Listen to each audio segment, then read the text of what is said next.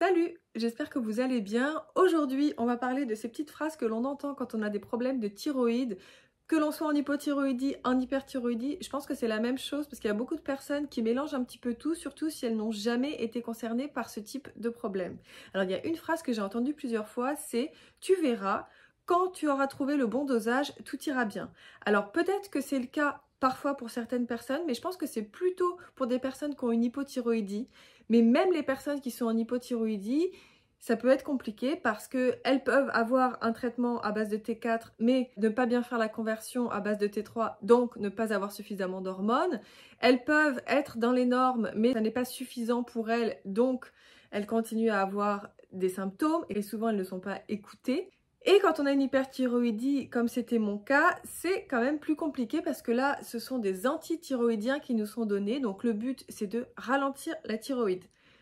Mais quand on a une maladie auto-immune, c'est-à-dire dans le cas de l'hyperthyroïdie, la maladie de base d'eau, on n'a pas une maladie de la thyroïde, on a une maladie qui concerne le système immunitaire, qui s'attaque à nos propres cellules, en l'occurrence à la thyroïde. Et comme la thyroïde est attaquée, elle produit plus d'hormones, ce qui crée l'hyperthyroïdie. Donc quand on vient donner des antithyroïdiens, ça va diminuer la production d'hormones thyroïdiennes, donc ça peut soulager effectivement les symptômes, mais comme c'est une maladie auto-immune, que le but c'est de faire diminuer cette maladie, donc de diminuer les anticorps, petit à petit, si effectivement les anticorps diminuent et que tout se passe bien, la thyroïde va être moins sollicitée, donc elle va produire moins, mais en face, il y aura toujours ce médicament, ce qui va faire que la thyroïde va se retrouver en situation de sous-production et que l'on peut passer en hypothyroïdie. Et dans ce cas-là, on adapte le traitement petit à petit en fonction des résultats, mais on peut avoir des laps de temps assez grands durant lesquels on se retrouve avec des symptômes d'hypothyroïdie jusqu'à ce que ce soit vraiment reconnu comme hypothyroïdie. On diminue le traitement, ça peut aller mieux, mais si la maladie continue de chuter, c'est vraiment ce qu'on veut, on va se retrouver de nouveau avec des hormones trop basses parce que le traitement de nouveau va être trop fort, on va le rediminuer, etc., etc. Ça, c'est une des manières de travailler.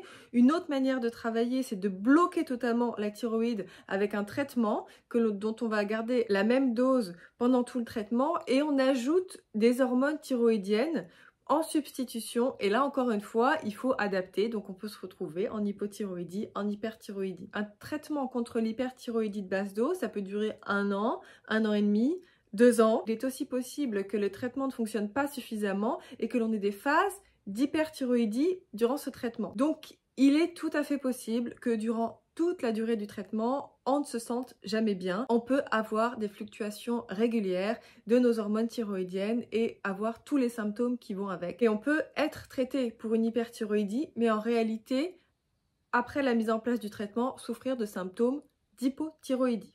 A l'inverse, si on est traité pour une hypothyroïdie et qu'il y a un excès d'hormones, on peut être traité pour une hypothyroïdie et souffrir d'hyperthyroïdie avec les symptômes qui vont avec. Alors, une question qui m'a fait rire. Alors toi, tu as la maladie qui fait grossir ou celle qui fait maigrir? Il faut savoir que globalement, selon les tableaux cliniques, l'hypothyroïdie fait grossir, l'hyperthyroïdie fait maigrir.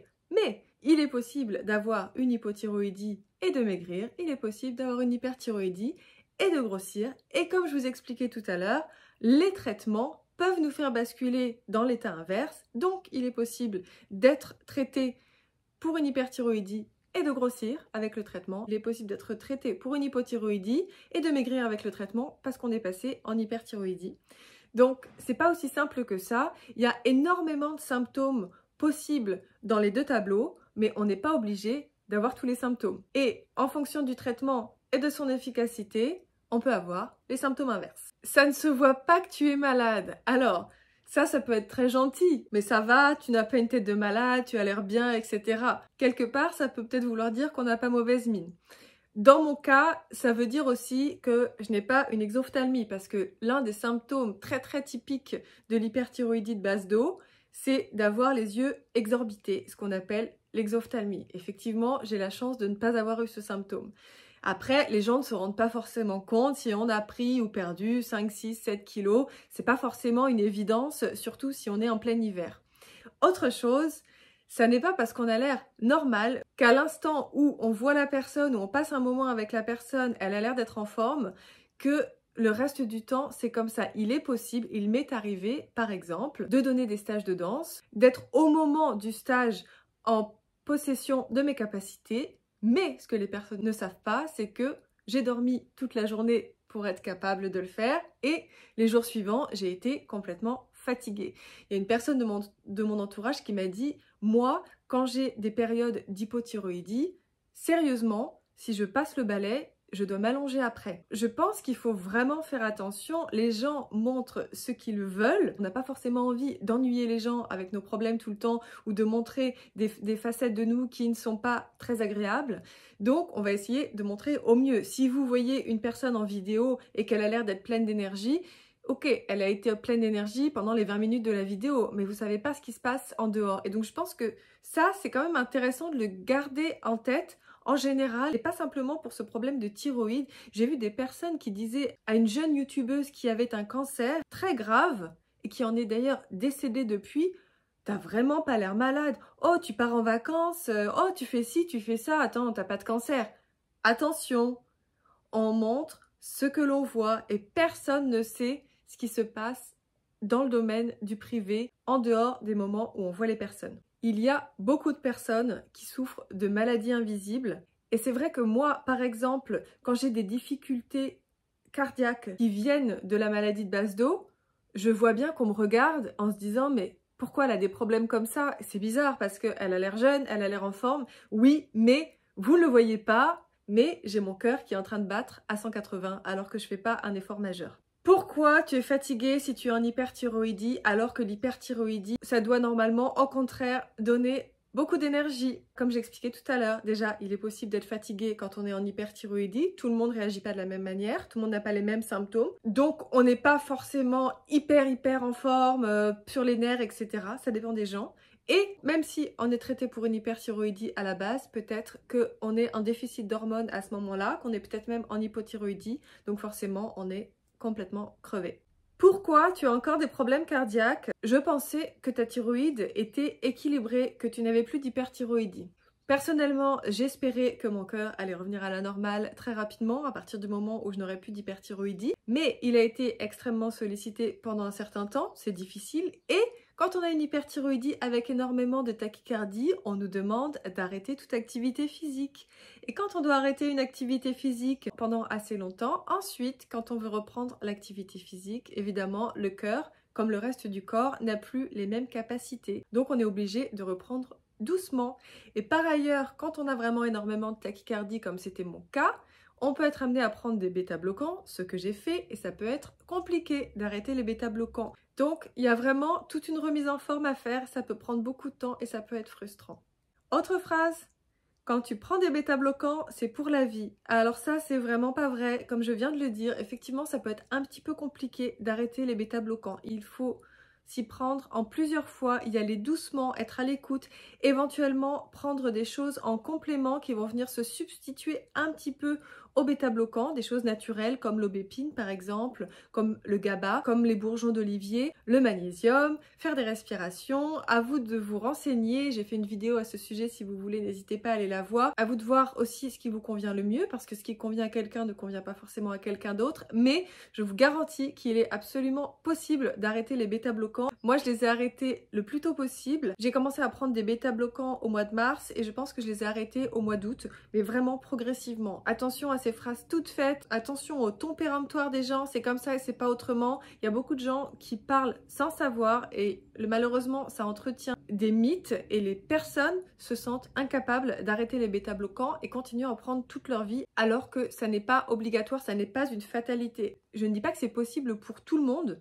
mais ça n'est pas impossible, c'est sûr et certain. Quand on a une maladie auto-immune, c'est pour la vie. Alors ça, je l'ai entendu aussi, moi j'en étais convaincue d'ailleurs, et j'étais très étonnée de voir qu'après ma première maladie de Basedow, mes anticorps sont revenus à la normale naturellement, parce qu'à ce moment-là, je n'ai pas pris de traitement allopathique, j'ai pris simplement des plantes, et mon hyperthyroïdie est partie très rapidement. Quelques années plus tard, j'ai refait un test pour voir si j'avais encore des anticorps ou pas, et je n'en avais plus.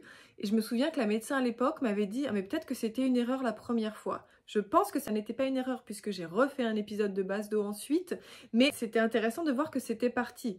Là, mon deuxième épisode de base d'eau, j'ai vraiment travaillé sur le terrain pour travailler sur les anticorps et je continue, même si je ne suis plus sous traitement médicamenteux, je continue à travailler sur ce terrain parce que je ne veux pas que ça revienne.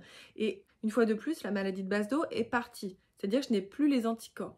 Par contre, quand il y a une composante génétique, ce qui est mon cas, on est forcément sensible. Il y a toujours la possibilité que la maladie revienne, mais ça n'est pas obligatoire, ça n'est pas une fatalité. Et mon endocrinologue m'a bien dit, à partir du moment où vous n'avez plus d'anticorps, on considère que vous êtes guéri. Comme je l'expliquais, je travaille sur le terrain, donc j'ai changé mon régime alimentaire et il y a eu une période quand j'étais sous traitement où j'avais un régime assez strict et je ne mangeais ni gluten ni produits laitiers. Donc on m'a dit, ah bon?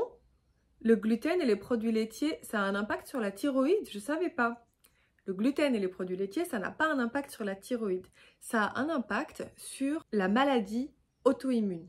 C'est-à-dire qu'il peut y avoir des réactions dans le corps aux produits laitiers et au gluten que le corps va interpréter comme une agression et pour se défendre, il va créer des anticorps qui vont venir attaquer le corps, attaquer la thyroïde dans mon cas et donc créer cette maladie de base d'eau avec hyperthyroïdie. Donc, si j'ai décidé d'arrêter les produits laitiers et le gluten, c'était pour diminuer ces fameux anticorps, cette maladie auto-immune, car c'est la véritable maladie. La maladie n'est pas une maladie de la thyroïde, c'est une maladie du système immunitaire. Autre question, quand on est à table et qu'il y a un petit peu de gluten, un petit peu de produits laitiers, soit je n'ai pas le choix, soit je décide d'en consommer un petit peu, on me dit mais tu vas être malade là? Donc non, je ne vais pas être malade tout de suite si je mange du gluten et des produits laitiers parce que je ne suis pas allergique, je suis en mesure de les digérer, ça n'a rien à voir avec d'autres personnes qui ont d'autres problèmes. En revanche, si j'en consomme régulièrement, il est possible, encore une fois, que ça fasse augmenter mes anticorps. Si mes anticorps augmentent, la maladie auto-immune est présente, vient attaquer la thyroïde et ça vient créer de l'hyperthyroïdie. Lorsque j'étais sous traitement antithyroïdien, donc contre l'hyperthyroïdie, et que je disais que j'étais très fatiguée, que j'avais des symptômes d'hypothyroïdie, on m'a dit « Pourquoi tu ne prends pas des hormones thyroïdiennes ou pourquoi tu ne consommes pas de l'iode pour booster ta thyroïde? Pourquoi tu ne fais rien ?» Je ne fais rien parce que justement, j'étais sous traitement contre l'hyperthyroïdie avec pour objectif le fait que la maladie auto-immune s'en aille et donc c'est contre-productif d'aller prendre des hormones thyroïdiennes. En plus, ça va complètement à l'encontre du traitement. En ce qui concerne l'iode est très utilisé par la thyroïde pour fabriquer ses hormones. Donc si on donne de l'iode à la thyroïde, il y a des fortes chances pour qu'elle produise plus d'hormones. Ce que l'on évite au moment où on est traité contre une hyperthyroïdie, même si à certains moments du traitement, on se retrouve en hypothyroïdie. Vous me suivez? Donc, à moins d'avoir une très grosse carence en iode, mais ça, il faut vraiment aller le mesurer, travailler avec un professionnel de santé et pourquoi pas, encore mieux, un professionnel en micronutrition, on évite de prendre de l'iode quand on est dans une situation d'hyperthyroïdie. Voilà, je voulais réagir un petit peu à tout ça. Il y a beaucoup d'idées reçues, il y a beaucoup de personnes qui pensent savoir, qui donnent des conseils, qui donnent leur avis, etc. Mais je pense qu'il faut vraiment se référer à des personnes qui sont vraiment professionnelles et si possible à des professionnels à différents niveaux, c'est-à-dire le médecin, l'endocrinologue, mais aussi le naturopathe, le praticien en micronutrition. Ce sont des personnes qui sont vraiment très complémentaires et chaque personne n'a pas la connaissance de l'autre en fait. C'est vraiment intéressant d'aller piocher des informations dans plusieurs endroits. Si vous avez des personnes dans votre entourage qui sont malades, que ce soit une maladie auto-immune, que ce soit en lien avec la thyroïde ou que ce soit une autre maladie, si vous vous intéressez vraiment à la personne, c'est vraiment intéressant d'aller lui poser des questions, de savoir quelle est vraiment sa situation, ce qu'elle en sait, etc.